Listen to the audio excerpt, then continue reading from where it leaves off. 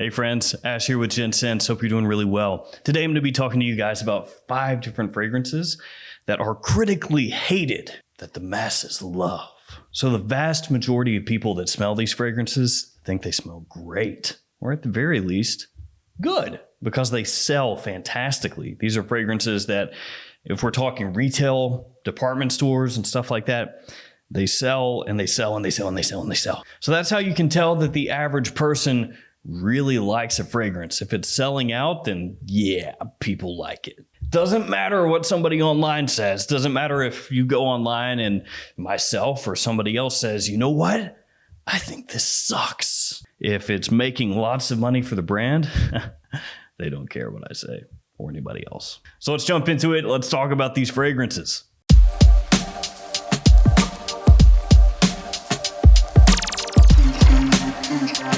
Now, this first one, it could be a number of fragrances in the line. Doesn't have to be just this one, could be the original. And actually the original in this line is technically, according to most websites that I've been to and looked through, is technically still the best seller of the line. But this one got a whole mess of hate, still does, and yet people buy it.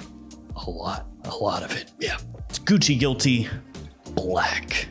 Like I said, the original Gucci Guilty, that one could be in this list just as easily. Now, Gucci Guilty is a line that people love to hate. Yeah, it's one of those fragrance lines.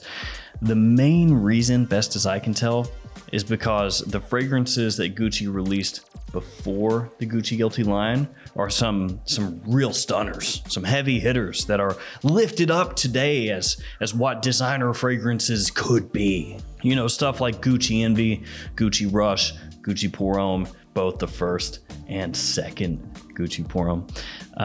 Gucci Nobile, Gucci Pour Homme, the older version from the 70s. All those Gucci fragrances people love nowadays. Now, what's kind of funny is with a lot of those Gucci releases I just mentioned, when they first came out, yeah, they got a lot of hate. I know it's kind of rose-colored glasses. People will look back and be like, no, we didn't hate on any of those Gucci releases. No. That's not true. Yeah, when Gucci Rush first came out, lots of people crapped on that. But nowadays, it's discontinued, and those days of the fragrance being crapped on, those are in the past, and people have forgotten about it.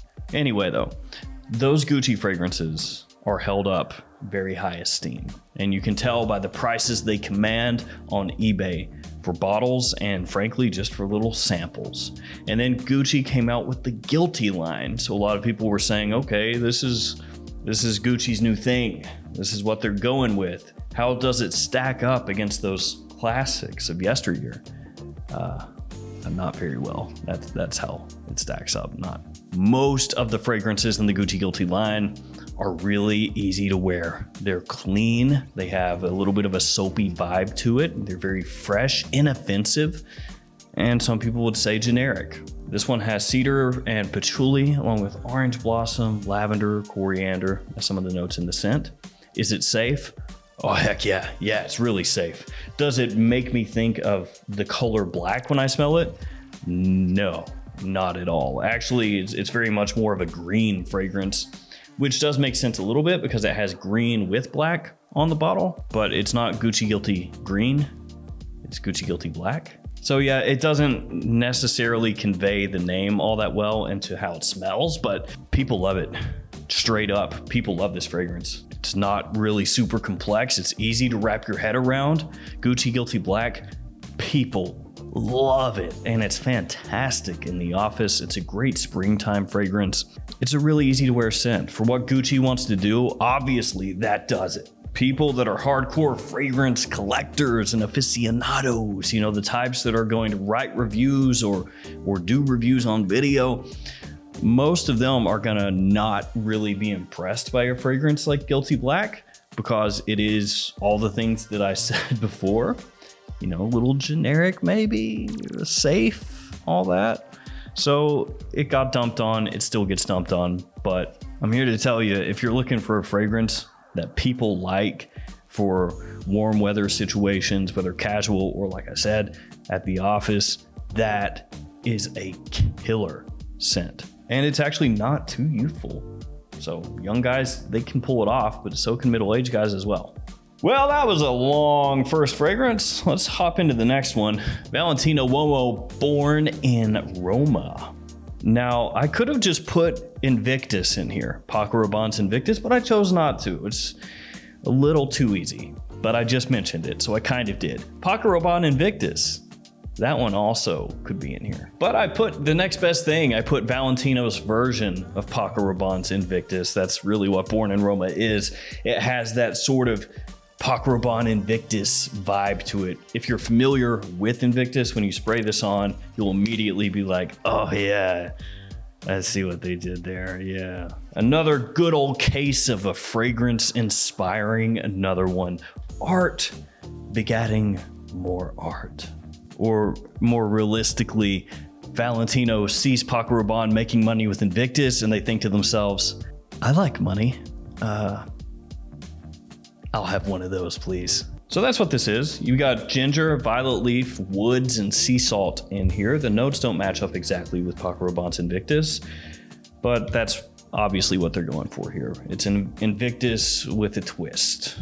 It's youthful, it's sweet, it's fresh. It is a huge compliment puller. There is no surprise whatsoever to me that Born in Roma is a huge seller. The bottle is attention grabbing. The fragrance is attention grabbing. It's youthful. It is versatile. People love it. And Born in Roma is the easiest fragrance on earth in terms of the type for people to take shots at, because it's an Invictus style fragrance.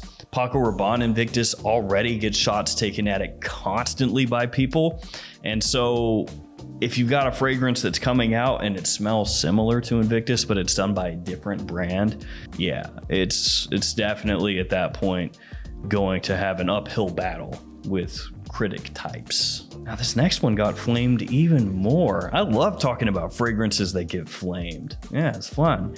It's Bad Boy by Carolina Herrera. Now, when you make a bottle that looks like this, you know that you're setting yourself up to be judged by some people. Sure, maybe it's people that are a little more old school, you know, they're gonna look at that and say, oh, that's tacky. I like classy bottles. I don't like young guys wearing a fragrance for compliments. Now I know talking about compliments, you know, it can get old, but at the same time, most people that get into fragrances, that's one of the driving forces behind it. But they aren't true fragrance lovers like me, who loves all fragrance as art. So yeah, Bad Boy. It's got tonka, it's got amberwood, it's got cacao. It's sweet. It's supposed to be sweet.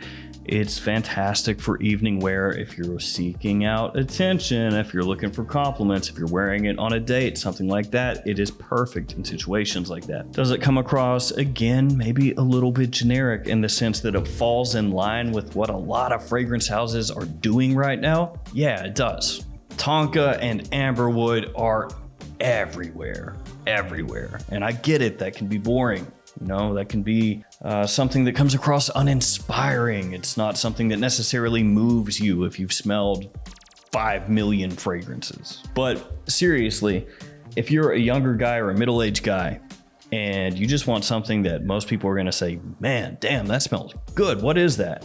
Something like this will accomplish that for you. And the bottle is tacky enough that it's going to grab your attention when you walk by it in a store. And the vast majority of people don't know a whole heck of a lot about fragrances, so it's kind of overwhelming. You know, they walk in and see just a wall of stuff and they have no clue where to start, and then they see this just peeking out and they go, hey, that looks different, let me smell it. And to be fair, the new Bad Boy Le Parfum, I think, is actually pretty nice, a little bit interesting, does things slightly different.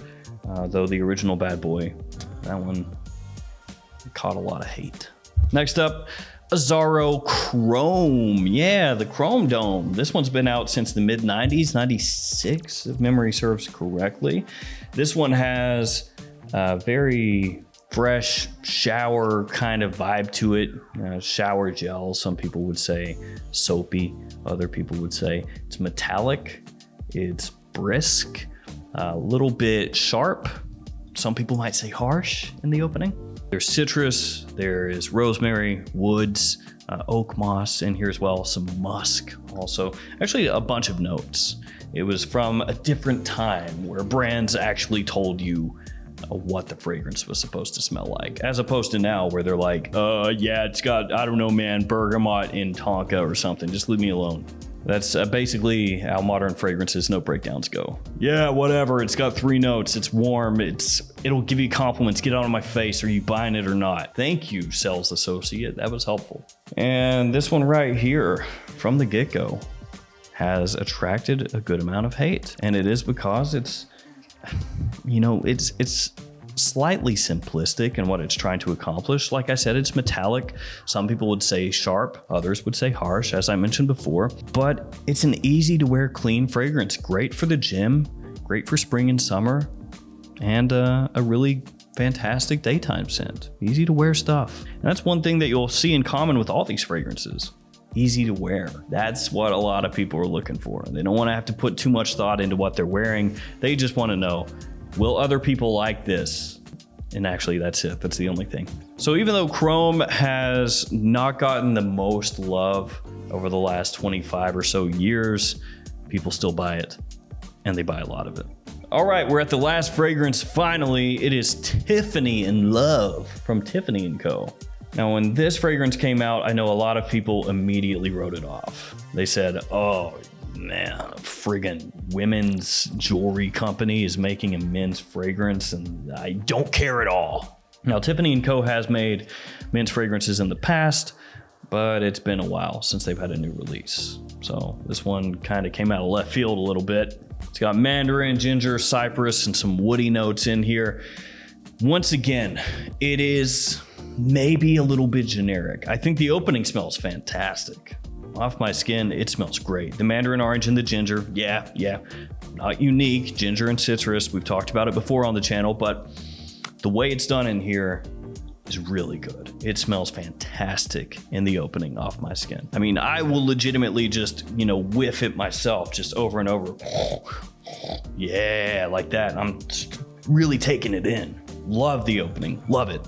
As it dries down, it does get more boring. It gets more standard, more paint by colors, if you will. Just a modern, masculine, woodsy dry down that doesn't really have too much of a punch, not too much oomph. And the projection here, not great. So that one had a few things going against it as far as the reception goes with the fragrance community. And that is a little bit generic, blue fragrance type, ginger, citrus opening, woody dry down. 2, that performance, not great. That's gonna get it dinged by a lot of people. And then 3 comes from a brand that most guys don't really care about. And yet, the vast majority of people who are not really into fragrances love it. And that is because this fragrance is essentially just the simplest, most approachable type of blue fragrance, where you put absolutely nothing in it whatsoever that could be challenging to literally anybody. So what ends up happening is people smell it and they go, ooh, that smells nice. I'll take it. If I had to guess, the opening really helps sell that one, because the opening, as I mentioned, smells very nice off my skin. And if I think it smells very nice, then your average person probably is blown away by it. So I talked and I rambled forever, and we finally got through 5 fragrances that are critically hated that the masses love. All right, guys, I'm gonna go ahead and wrap this one up. If you hung out with me this long, thanks. I appreciate it, because that was a long time talking about 5 scents. But like always, I'll be back tomorrow with another fragrance video, and hopefully I'll see you then. See you guys, and stay safe out there.